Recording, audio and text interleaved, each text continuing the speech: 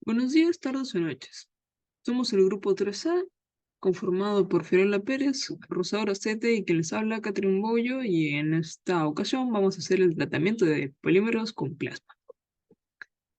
El contenido de este video va a ser el siguiente. Primero, objetivos, metodología de los experimentos, discusión de los resultados y por último, la extensión. Entonces, ¿cuáles son los objetivos? Primero vamos a evaluar la mojabilidad como propiedad de los materiales poliméricos tratados con plasma. Luego, analizar y comparar la interacción de superficie de tres polímeros con las sustancias líquidas, agua natural o destilada. Luego vamos a medir ese ángulo de contacto que se forma en esas superficies de los polímeros. Y por último, vamos a analizar la composición de los materiales poliméricos mediante la técnica de microscopía de Raman. Metodología de los experimentos. Primero, el primer ensayo lo llevamos a cabo en el laboratorio de física para que nos den una explicación de la técnica del tratamiento de polímeros con plasma. Que nos dio la explicación, nos comentó que estaba haciendo su tesis, que más o menos trataba del reemplazo de la arteria cuando hay una arteriosclerosis durante una cirugía. Y también nos explicó que la máquina de vacío que tenemos aquí fue ensamblada en la Católica y es parte de una tesis. Y hasta ahora, hasta el día de hoy, se sigue utilizando. El objetivo que tiene el tratamiento de polímeros con plasma es modificar las propiedades superficiales de los materiales poliméricos con el fin de mejorar la adhesión, humectabilidad, biocompatibilidad, resistencia a la corrosión, entre otras propiedades superficiales. En el proceso utilizo un plasma, que es un estado gaseoso altamente ionizado para alterar la composición química y estructuras superficiales de los polímeros, y en este caso, que nos explicó eh, sobre su tesis, es que utilizaron el gas de argón. Y también nos explicó cuáles son los pasos que tenemos que seguir de manera general. Es primero la preparación del equipo, luego la preparación de la muestra, que en este caso la muestra que tenían agujeros por el medio que iban desde 6 milímetros hasta 1 milímetro. Posteriormente se realizó el establecimiento de las condiciones iniciales para el plasma, para que luego se genere. Se supervisa el proceso realizado y cuando termina se detiene el suministro de energía al plasma y permite que las muestras se estabilicen antes de retirarlos de la cámara. Y por último, se realizan los ensayos de caracterización que explicaremos adelante, ¿no? Y el primero que tuvimos fue el ensayo de Raman, el análisis de Raman, de superficies de los polímeros. Por cada grupo se nos asignó un polímero diferente con la finalidad de, con los resultados que vamos a obtener en este ensayo, determinar qué material es y también ver los cambios de cristalinidad de la superficie cuando es tratado con plasma o no, ya que el objetivo que tiene este análisis es proporcionar información sobre la composición y la estructura de los polímeros. Y los pasos que tenemos que seguir son los siguientes. Primero preparamos la muestra, en este caso es negrita como pueden ver. Se configura el equipo para seleccionar la longitud de onda apropiada del láser Raman. Luego se calibra el espectrómetro. Debemos de tener en cuenta que debemos tener una medición de referencia para verificar la calibración y la configuración del equipo. Luego se ubica en el equipo, en esta parte de aquí. Seleccionamos una zona o lo colocamos en una zona que esté medio octogonal para realizar el análisis y luego nos da los resultados. Y esto es lo que se tiene que interpretar, que lo verán más adelante. Por último, tuvimos el ensayo de medición del ángulo de contacto. Este consiste en depositar una gota de sustancia líquida, en este caso agua normal y agua destilada, en el polímero oxidado y luego lo vamos a capturar con una cámara de microscopía Dinolight, como pueden ver acá está la gotita, ¿no? En este caso se utilizó 2 microlitros, sin embargo, en este experimento se tiene que utilizar 0,2 microlitros, pero por temas de la pipeta que teníamos, era muy riesgoso utilizar ese valor de 0,2. Por lo tanto, utilizamos el de 2 microlitros. Discusión de resultados. En esa diapositiva se presentan los resultados del laboratorio y las fotos del ángulo de contacto. Ese es un indicador esencial de la interacción entre la superficie y el agua. Y en esas imágenes se pueden observar en detalle cómo las gotas de agua se comportan en la superficie, proporcionando información sobre la ingeniería superficial y la afinidad del material con los líquidos. También me parece importante hablar sobre las fuerzas de adhesión y cohesión, ya que esas fuerzas eh, hablan acerca de la relación entre el material y el líquido, determinando cómo se relacionan entre sí o cómo interactúan. Y las fuerzas de cohesión, por otro lado, son las que mantienen unidas a las moléculas de líquido, siendo esas fuerzas críticas para entender cómo una gota se extiende o se mantiene en una superficie sólida.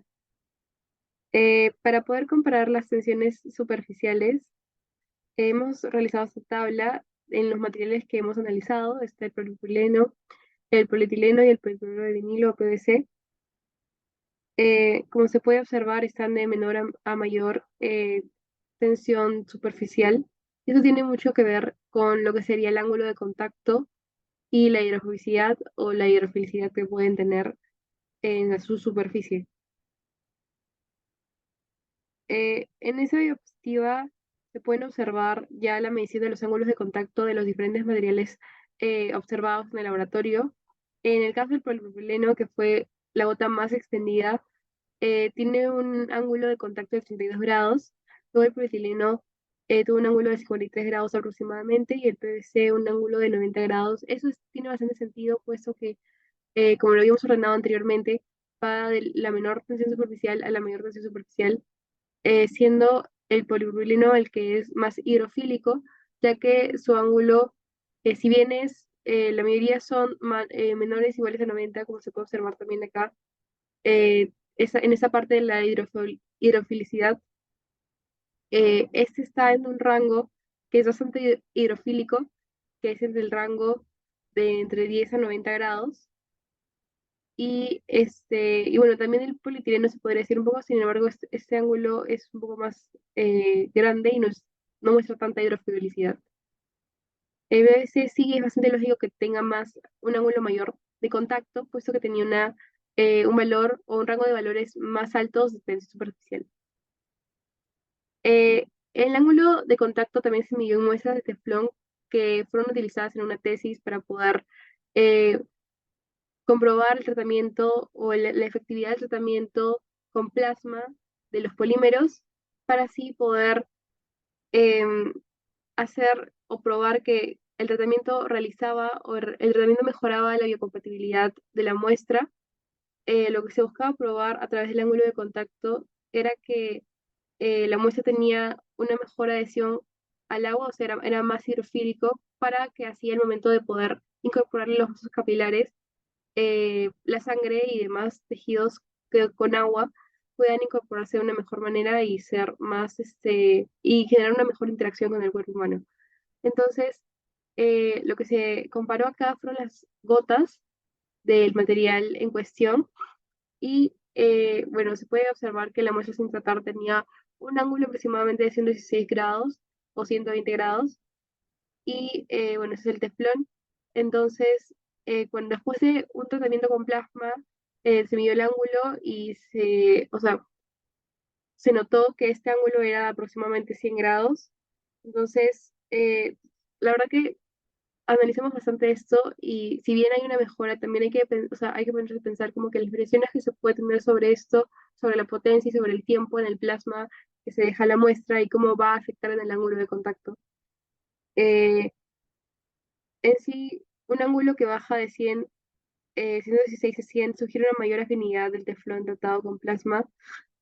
Y en sí, la pregunta era, ¿en qué medida este tratamiento ha logrado mejorar la hidrofilicidad del teflón y qué implicaciones tiene esto para su aplicación en los entornos líquidos?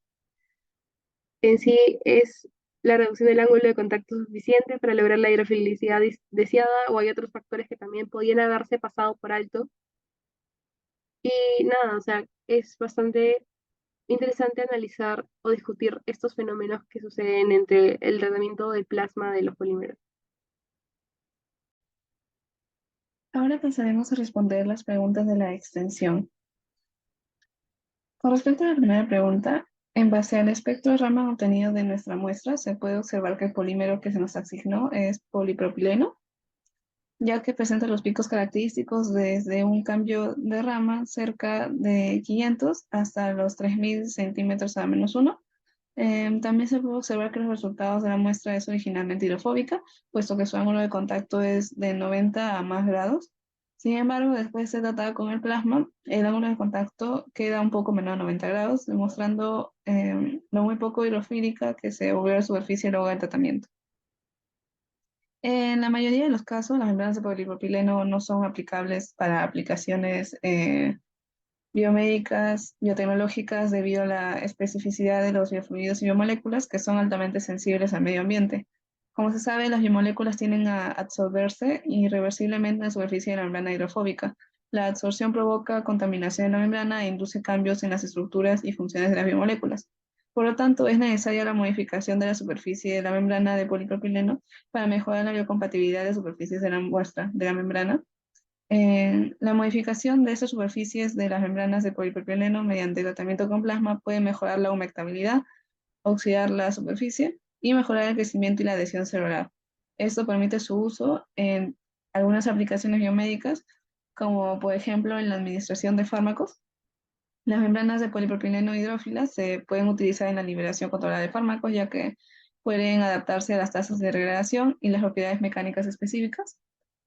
También se utilizan con respecto a sistemas de órganos artificiales como riñón, hígado, páncreas y pulmón, así como otros.